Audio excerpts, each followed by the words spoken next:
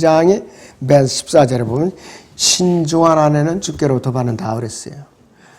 하나님께서 누구든 남녀가 만나서 결혼하면은 모든 사람을 하나님께 짝지어 주신다. 이거는 마귀의 음성이에요.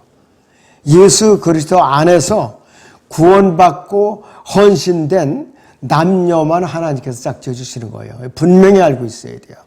불신자하고 결혼하죠? 하나님께 짝지어 주신 거 아니에요. 그리고 불신자끼리 결혼하잖아요. 이건 더더군다나 아무것도 아니에요. 믿지 않는 자가 멍에를 믿지 말라고 그랬는데 겉으로 보기에 멋지고 예쁘게 생긴 거 이거는 주님의 기준이 아니에요. 그건 우리가 명심을 해야 됩니다. 교재를 보셔요. 자, 잠언 19장 8절에서 9절은 자, 잠언 19장 5절을 보죠. 거짓 증인은 벌을 면치 못할 것이요 거짓말하는 자도 피하지 못하리라고 그랬습니다.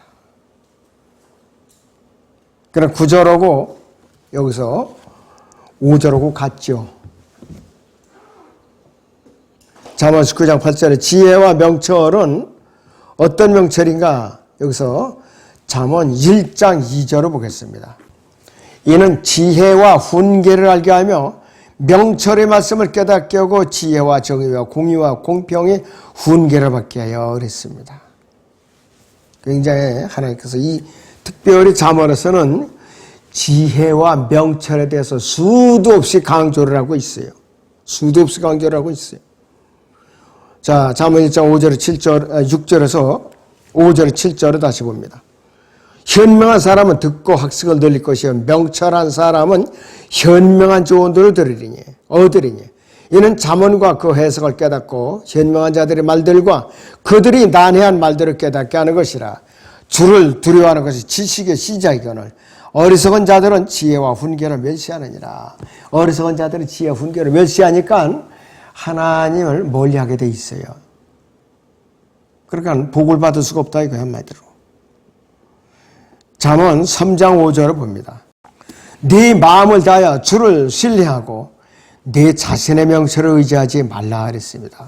아무리 내가 명철이 뛰어난다고 하더라도 내 명철을 의지하지 말라. 하나님만을 의지하라 이것이에요. 자신의 혼에 전혀 신경을 쓰지 않는 사람은 지혜를 무시하는 사람이에요. 자신의 혼에 관심을 보이고 그 가치를 깨달은 사람은 지혜를 쫓아가는 사람이죠. 명철을 지키려면 명철을 얻을 때 필요했던 부지런함이 필요해요. 게으르면 명철을 얻을 수가 없어요. 솔로몬은 잔이 가득 찬 뒤에 지혜가 셀 수 있는 틈을 갖다가 자기 스스로 틈을 만들어버린 거예요. 열왕상 11장 12장에서는 우상들을 끌어들였어요. 이방여인들을 끌어들이면서. 그러니까 하나님께 주신 지혜를 갖다가 스스로 그걸 쏟아버리고 말았어요. 완전히. 너무나도 참 안타까운 일이죠. 남북이 갈라지는 그런 재앙을 받게 된 것이에요. 잠언 19장 10절에요. 어리석은 자에게는 즐거움이 어울리지 아니하거늘 하물며 종이 통치자들을 다스림이라 그랬어요.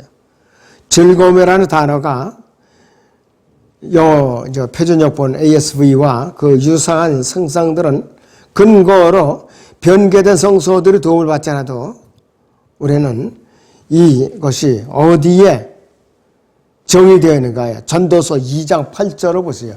종돌이 통치하는 게 어떤 상태에 있는가. 나는 또한 은과 금과 왕들이 독특한 보물과 여러 가지 독특한 보물도 모았으며 노래하는 남자들과 노래하는 여자들과 악기들과 그런 종류의 모든 것들, 즉 사람들의 아들들의 즐거움들을 가졌다 이것이에요. 그랬는데도 불구하고 여전히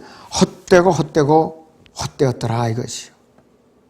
자, 11절 보면 그 후에 내 손이었던 모든 일들과 내가 수고했던 수고를 내가 보았더니 보라 모든 것이 헛되었고 영의 고통이었으며 해 아래서 아무 유익이 없었도다 이렇게 말하고 있어요.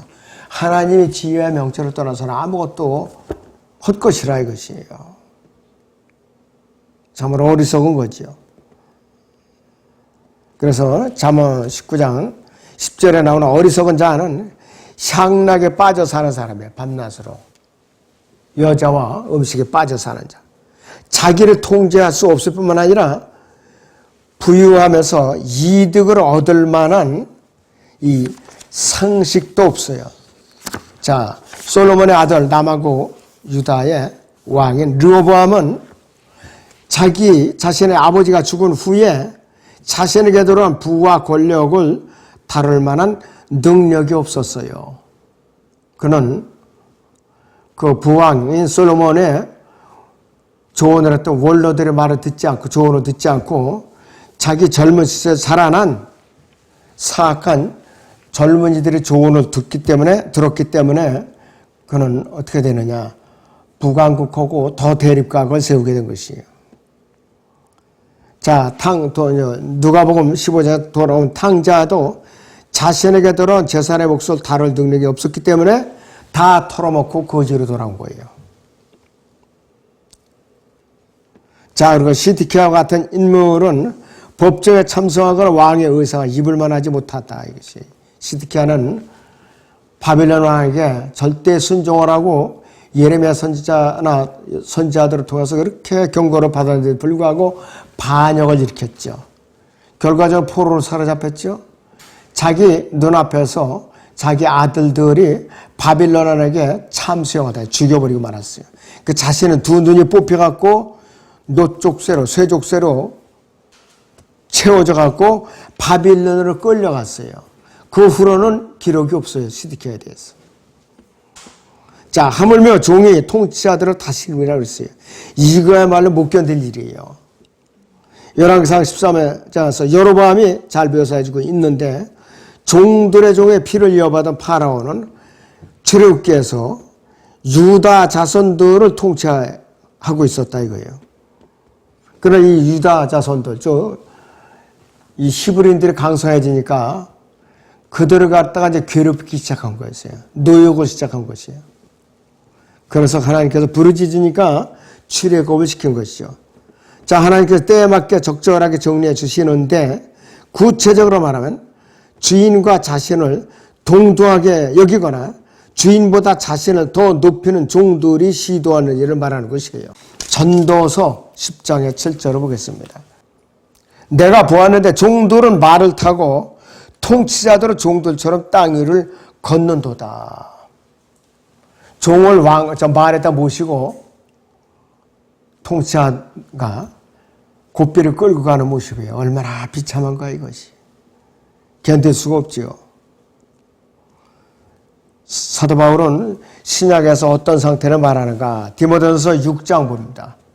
디모데전서 6장 1절에서 4절을 보죠. 멍에 아래에 있는 모든 종은 자기 주인들은 모든 공경을 받을 자르기라. 이는 하나님의 이름과 그분의 교리가 모독을 받지 않게 하려는 것이라.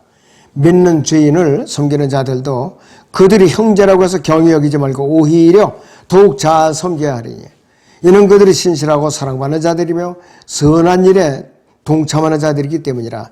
이러한 것들을 가르치고 혼문하라.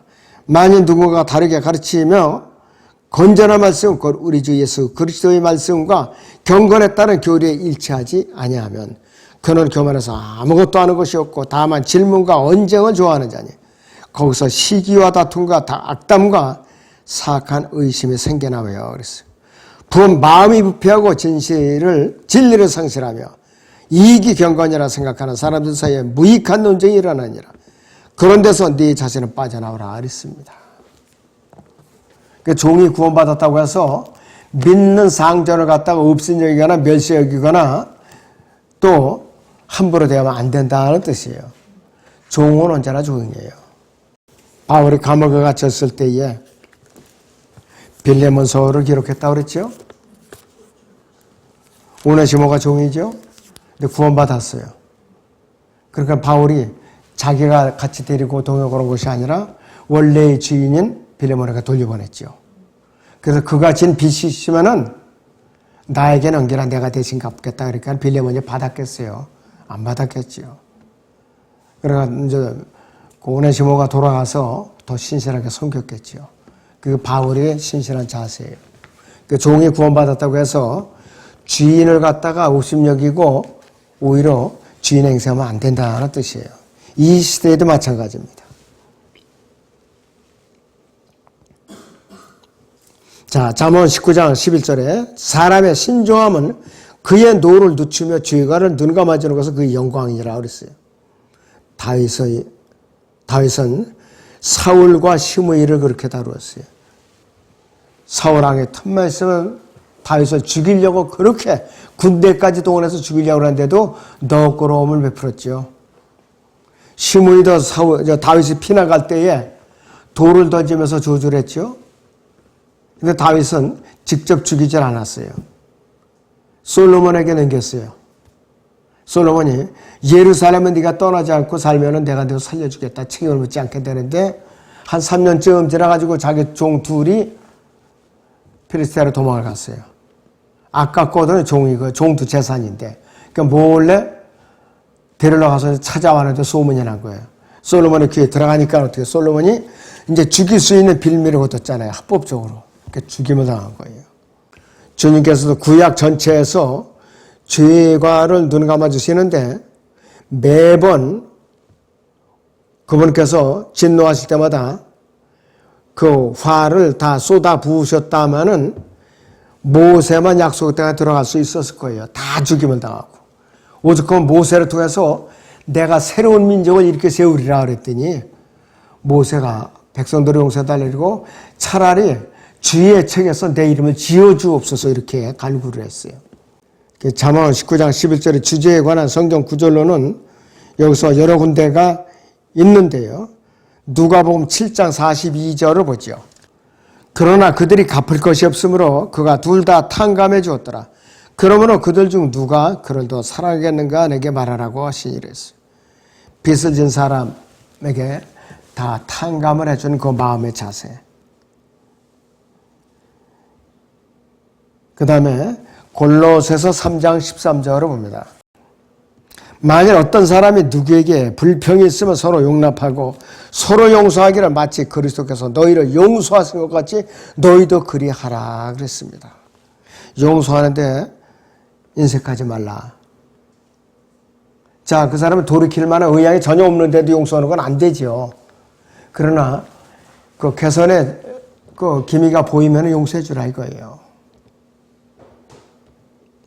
자, 구약의 소선지서 미카서 7장 18절을 보죠. 죄악을 용서하고 그의 유업이 남은 자의 죄가를 간과하시는 주와 같은 하나님이 누구니까?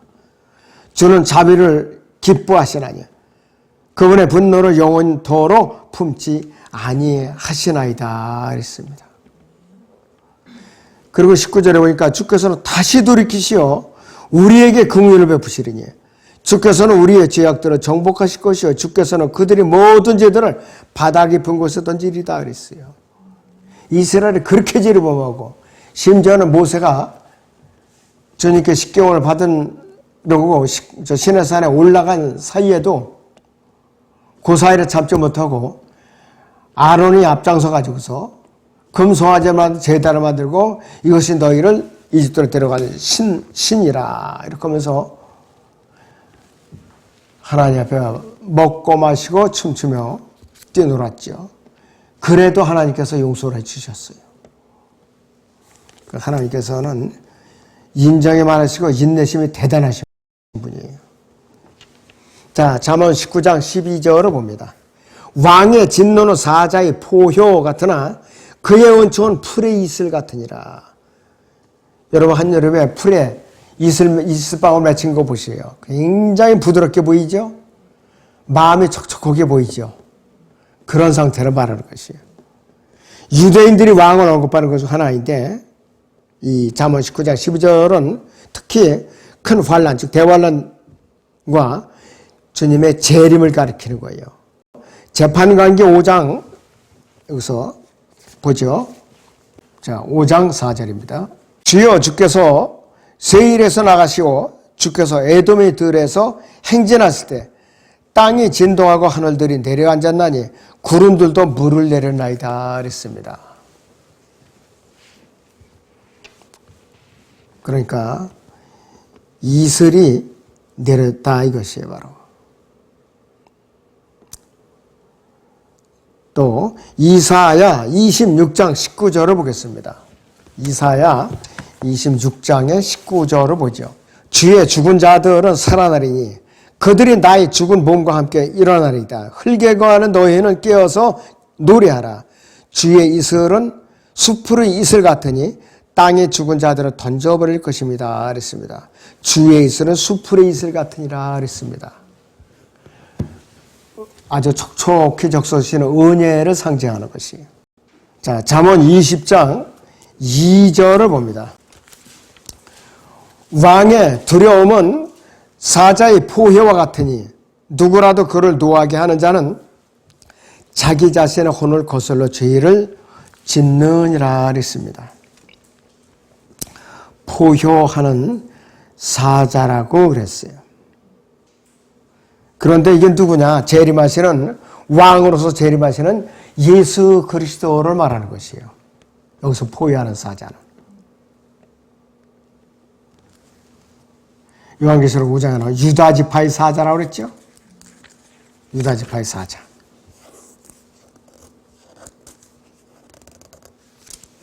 이슬은 한밤중에 자정에 나온 이슬이든 또 새벽에 맺힌 이슬방울이든 중요하지 않아요. 어떤 이슬이든 그 결과는 같은데 그 결과를 만들어내는 수단은 이 구절에서나 또 여기서 창세기 27장, 28절, 29절 등 34구절에서도 아예 논의가 되지 않는다. 이건 뭐냐? 주님의 재림과 관련됐다는 것을 이제 언급되지 않은 거. 이런 구절에서는 그냥 단순히 이슬이지 그냥. 자, 그 다음 페이지 보시면 누구라도 그를 노하게 하는 자는 자기 자신의 혼을 거슬러 죄를 지느니라. 그래서 왕을 노하게 하는 자였어요. 그런데서 왕에 당한 한 분뿐인데 이분이 유다 지파의 사자, 재림하시는 예수 그리스도예요. 왕으로 재림하시는 예수 그리스도예요. 잠언 19장 12절에서 왕의 진노는 데살로니가서 5장 1절에 6절과 요한계시록 6장 17절에 바로 그 진노인데 재림하시는 예수 그리스도의 진노를 말하는 것이에요. 요한계시록 6장의 17절을 봅니다. 12절부터 보죠. 17절까지. 또 내가 보니 어린 양이 6째 봉이 넣었을 때 보라 큰 지진이 나며 해가 머리털로 짠 천같이 검어지고 다른 빛처럼 되었으며 하늘의 별들이 마치 무화과나무가 강한 바람에 흔들려 설익은 무화과가 떨어지듯이 땅에 떨어지며 하늘은 두루마리같이 말려서 쓸려가고 모든 산과 섬도 각기 제자리에 옮겨졌으니 땅의 왕들과 위대한 자들과 부자들과 대장들과 힘 있는 자들과 모든 종과 모든 자유인이 각자 토굴과 산들이 바위 틈에 숨어서 산들과 바위들에게 말하기를 우리 위에 떨어져서 보좌에 앉으신 분의 얼굴과 어린 양의 진노에서 우리를 숨기라. 이는 그분의 진노의 큰 날이 임하였으면 누가 감히 손쓰시려 하더라. 포효하는 사자 같은 모습으로 재림하시는 왕중의 왕으로 큰 환난 끝머리 오시는 그분을 과연 누가 똑바로 쳐다볼 수나 있겠느냐의 뜻이에요. 바로 그 모습입니다. 자, 교재 다시 보시면은 그의 은총이라고 나오죠. 그의 은총은 언제 나타나는가? 지상재림 때에 그의 은총, 그분의 은총이 나타나는 거예요. 바로. 그때 하늘의 왕국, 지상 천년 왕국이 세워지게 되는데 이 날짜나 혹은 거기에 근접한 날짜는 시점이 어느 때인가 장막절을 말하는 것이에요. 주님의 재림은 지상재림은 장막절을 말하는 것이에요. 그래서 이것이 이른 비 뒤에 오게 되는 것이에요. 이른 비가 먼저 내린 다음에 주님께 재림하셔요. 큰 환난 기간에 모세와 엘리야가 있다가 재림하죠. 후 3년간 이들이 사역하는데 비가 안 내려요. 혹독한 가뭄이 시작된다 이거예요. 잠언 19장 3절을 봅니다. 어리석은 아들은 그 아버지의 재앙이요 아내의 다툼들은 계속 떨어지는 물방울이라 그랬어요. 여기서 물방울은 좋은 의미가 아니에요. 바울이 죽은 후 수백 년 후에 기록된 70인역은 이 구절 후반부를 창녀가 번 돈으로 낸 재물은 순수하지 않다. 엉뚱하게 이렇게 변개시켜 놨어요. 자, 어리석은 아들에게서는 잠언 10장 1절 5절과 잠언 15장 20절에서 우리가 교훈을 얻을 수가 있고, 아내의 다툼들은 신중한 아내가 아닌 경우에는 1년 360일 매일 끊임없이 일어나는 일이고, 떨어지는 물방울은 매우 활력이 있는데 폭풍우가 몰아칠 때마다 지붕이 점점 더 아래를 기울어지다가 마침내 지붕 전체가 어느 순간에 주저앉고 마는 것이에요. 반대로 대개의 경우 빗방울 소리는 유쾌한 기분 좋은 소리이고 한숨을 돌리게 해주는 소리이고 잠을 이제 청하는 그런 소리로 돕는 빗방울이라 이것이에요. 아주 지독하게 가물다가 그냥 폭풍우가 쏟아지지 않고 적절하게 소낙비 쏟아지듯이 비가 내려봐요. 기분도 좋아지고 잠도 든다 이거예요. 너무 마음이 포근하게 놓여져가지고. 자, 잠언 19장 14절에 집과 재산은 조상들에게서 상속받지만 신중한 아내는 주께로부터 받느니라 그랬습니다. 지난번에 우리가 보았던 잠언 18장 22절을 또 보죠, 같이. 아내를 얻는 자는 좋은 것을 얻는 것이요 주의 은총을 받는 것이니라. 또 잠언 19장 14절인 대로 집과 재산은 조상들에게서 상속받지만 신중한 아내는 주께로부터 받느니라. 사람들이 결혼할 때 하나님께서 남자들과 여자들을 맺어주신다고 이제 거짓말을 시키는데, 신구약 어디에도 하나님께서 모든 사람들을 짝지어 주신다는 증거는 없어요. 하나님께서는 아담과 이브를 짝지어 주셨지만은 결혼에 적용할 수 있는 유일한 것은 신약의 마태복음 19장과 에베소 5장, 거기에는 양쪽이 다 하나님을 두려워하는 바른 교례들을 믿고 실행하는 사람들이라는 조건이 따르고 있어요. 둘 다 거듭나야 돼요. 둘 다 헌신되어 있어야 돼요. 그 외에 수많은 결혼이 지옥에서 계획되고 품어지고 이루어지고 완성된다 이거예요. 그러나 그 외에 나머지 짝짝 이렇게 지어지는 거는 그 사람들이 구원을 받지 못하는 한은 지옥으로 가는 작품들로 짝 지어지고 있는 거예요. 그래서 사실이에요, 이거는. 저기 극단적인 말이 아니에요, 이건. 성경적으로. 그래서 이 강의를 듣는 사람들은 그 아무개 목사 참 미쳤고 이 소리 할지도 몰라요. 그 성경적으로 사실인데 어떻게.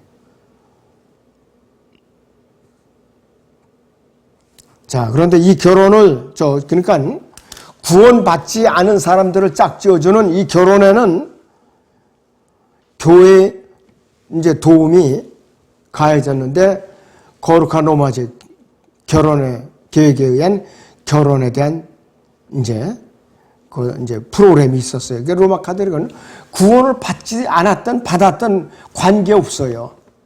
그냥 짝지어주는 거예요. 자, 신중한 아내는 주께로부터 오는데 이세벨이라든지 잠언 20장 9절에 다투는 여자는 주께로부터 온 것이 아니다 이거예요. 잠언 31장 현숙한 여인이 주께로부터 온 신중한 아내. 그 잠언 31장 읽어보세요. 신중한 아내의 그 표준이 잠언 31장의 여인이에요. 바로. 집과 재산은 모든 아버지가 자신의 아들들에게 집과 재산을 남겨줄 수 있는 것은 아니죠. 어떤 사람은 이제 저도 자신 없을 수 없지만은 어떤 그 부모는 자녀들에게 빚만 잔뜩 남겨놓고 가요. 또 몇 년씩 앓다가 병원비만 잔뜩 병원비 청구서만 자식들에게 넘겨놓고 간다 이거예요.